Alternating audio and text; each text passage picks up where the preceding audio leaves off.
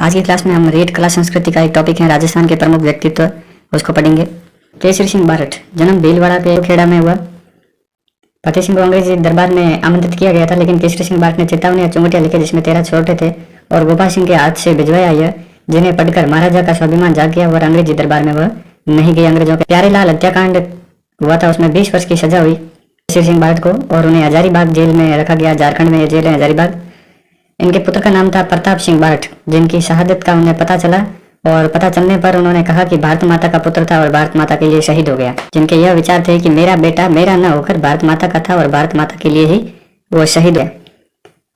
केसरी सिंह बारठ के उपनाम है कि इनको राजस्थान केसरी कहा जाता है, योगी पुरुष कहा जाता है केसरी सिंह बारठ को। दूसरे महान व्यक्तित्व हैं प्रताप सिंह बारठ। केसरी सिंह बारठ के पुत्र थे प्रताप सिंह बारठ। इनके बारे में हम पढ़ते हैं कि अपने चाचा जोरावर सिंह बारठ के साथ मिलकर होर्डिंग हत्याकांड की योजना बनाई थी और इनके जो चाचा थे जोरावर सिंह ने जुलूस पर बम फेंका। सिंह वहां से सिंध चले गए और पुनः आने पर उन्हें गिरफ्तार कर लिया गया और उन्हें मार दिया गया। इस हत्याकांड में जब प्रताप सिंह बारठ को गिरफ्तार किया गया, जब प्रताप सिंह बारठ से अंग्रेजों के द्वारा उन पर बहुत जुल्म किए गए और उन्हें इमोशनल ब्लैकमेल करने के लिए उन्होंने कहा कि तुम्हारी माँ बहुत रो रही है, इसलिए तुम हमें सच्चाई बता दो कि तुम्हारे साथ कौन कौन जुड़े हुए थे और हम आपको छोड़ देंगे। प्रताप सिंह बारठ ने कहा कि मेरी माँ रोती है तो रोने दो, मैं हजारों माओं पे रोने का कारण नहीं बन सकता।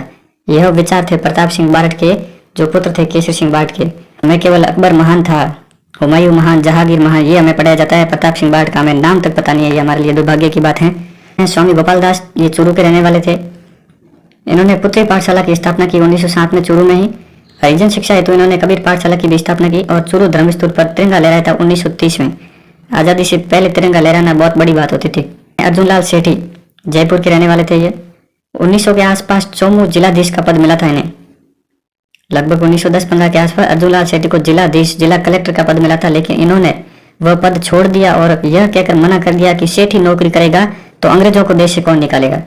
यह विचार होते हैं स्वतंत्रता के, अर्जुन लाल सेठी के। मतलब उनके लिए नौकरी से भी बढ़कर थी आजादी, इसलिए उन्होंने जिलाधीश पद को छोड़ दिया था। इनके उपनाम है कि इनको राजस्थान का दादीची कहा जाता है। राजस्थान का लोकमान्य तिलक, रामनारायण ने कहा था इनको राजस्थान का लोकमान्य तिलक। जैन शिक्षा प्रचारक समिति की स्थापना की थी, जिसका उद्देश्य क्रांतिकारी युवक तैयार करना था। ऐसी समिति का स्थापना की इन्होंने जहां पर क्रांतिकारी युवकों को तैयार किया जाता था देश की आजादी के लिए। अगले हैं अमरचंद भाटिया। ग्वालियर के सेठ माना जाता है इन्हें, अमरचंद भाटिया को। सेठ का मतलब होता है सबसे धनवान व्यक्ति वहां का, ग्वालियर का। 1857 की क्रांति में जब लक्ष्मीबाई और तात्या टोपे को धन की आवश्यकता पड़ी, तब अमरचंद भाटिया ने अपना सब कुछ समर्पित कर दिया। लक्ष्मीबाई और तात्या टोपे को अपना पूरा धन दे दिया, इसलिए इनको राजस्थान का द्वितीय भामाशाह कहा जाता है। 1857 की क्रांति का भामाशाह कहा जाता है इन्हें और राज्य के मंगल पांडे कहा जाता है। मंगल पांडे क्यों कहा जाता है? क्योंकि इन्होंने 1857 की क्रांति में लक्ष्मीबाई और तात्या टोपे को जो सहयोग दिया था, धन सहयोग, उनकी भनक अंग्रेजों को पड़ गई और अंग्रेजों ने इन्हें फांसी की सजा दे दी। इन्हें पेड़ पर लटकाकर फांसी दे दी गई। राजस्थान के प्रथम शहीद जो 1857 की क्रांति के हुए थे, उनका नाम था अमरचंद भाटिया। इसी के कारण इनको राजस्थान का मंगल पांडे कहा जाता है।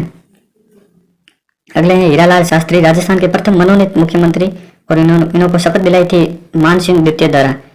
जेंटलमैन एग्रीमेंट हुआ था एक हीरालाल शास्त्री के समय।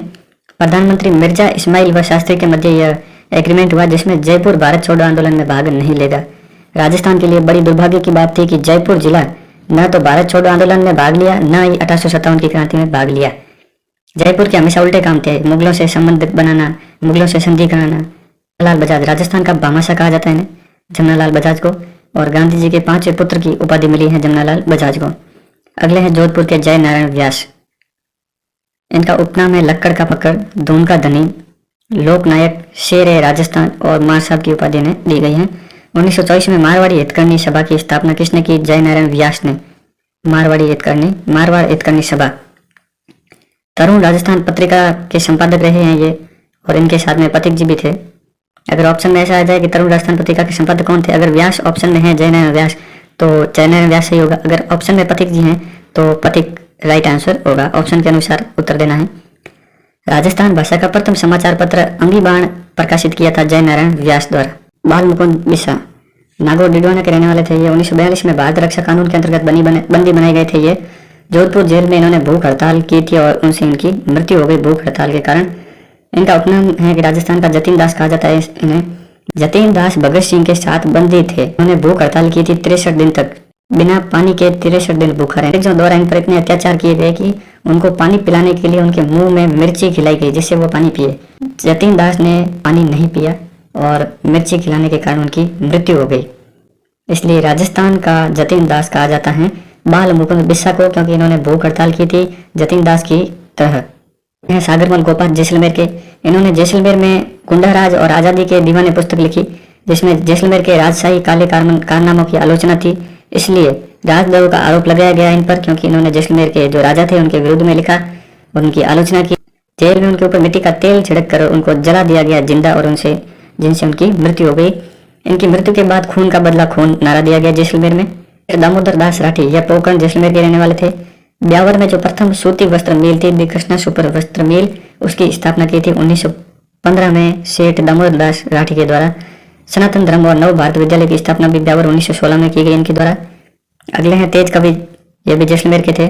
स्वतंत्रता बावनी ग्रंथ इन्होंने लिखा और अंग्रेज गांधी जी को भेंट किया। यह सागरमल गोपाल की जो हत्या हुई थी उसके संबंध में ये कमिश्नर के घर जाकर नारा देते हैं कि खोल दरवाजा हमें भी जेल जाना है, हिंद तेरा है न तेरे बाप का, लगाया कैसा बंदियाना है। मतलब ये कैसा जेल में बंद करके मार रहे हो तुम। गोपाल सिंह खरवा अजमेर से थे। ये वीर भारत सभा की स्थापना की पथिक जी के साथ मिलकर। विजय सिंह पथिक के साथ टॉर्गेट जेल में भी रहे ये गोपाल सिंह खरवा। जोरावर सिंह बारठ उदयपुर के थे। ये बारठ परिवार से संबंधित हैं। 1912 में दिल्ली के जो पीएनबी बैंक के ऊपर जो होर्डिंग पर बम फेंका गया था उनके ऊपर बम फेंका था और जिससे यह अमरदास बैरागी नाम से भूमिगत हो गए थे। इनको नाम चेंज करना पड़ा। ये उलिये बदलते थे, रूप बदलते थे, अपना नाम बदलते थे और कभी अंग्रेजों की पकड़ में नहीं आए ये, इसलिए इनको राजस्थान का चंद्रशेखर आजाद कहा जाता है, क्योंकि ये अंग्रेजों के कभी भी पकड़ में नहीं आए। अगले हैं विजय सिंह पथिक, उत्तर प्रदेश के रहने वाले थे ये। इनका मूल नाम भूपत सिंह गुर्जर, बहुत एग्जाम में पूछा जा सका है भूपत सिंह गुर्जर। विजय सिंह पथिक का मूल नाम। भारत में किसान आंदोलन का जनक किसे कहा जाता है पथिक को, और राजस्थान में किसान आंदोलन का जनक साधु सीताराम को कहा जाता है। 1916 में किसान पंच बोर्ड की स्थापना की पथिक के द्वारा और उसका अध्यक्ष साधु सीताराम को बनाया गया। अगले हैं गोविंद गिरी, डूंगरपुर के बंजारा परिवार से थे यह। सम सभा की स्थापना की गोविंद गिरी ने। डूंगरपुर और बांसवाड़ा भीलों की जो जनजाति थी उन्हें सामाजिक जागृति हेतु भगत आंदोलन चलाया। मानगढ़ सम्मेलन में 1500 भील मारे गए थे, उन पर गोलियां चलाई गई थी अंग्रेज। ये एक सम्मेलन हो रहा था भीलों का, उसमें 1500 भील मारे गए थे, गोलियां चलाई गई थी अंग्रेजों के द्वारा। मोतीलाल तेजावत उदयपुर के रहने वाले थे। इन्होंने एक ही आंदोलन चलाया, भीलों को अन्याय और अत्याचार से मुक्ति के लिए मतकुंडिया से यह प्रारंभ किया गया एक ही आंदोलन। इनको आदिवासियों का मसीहा कहा जाता है और बाप जी कहा जाता है इनके उपनाम।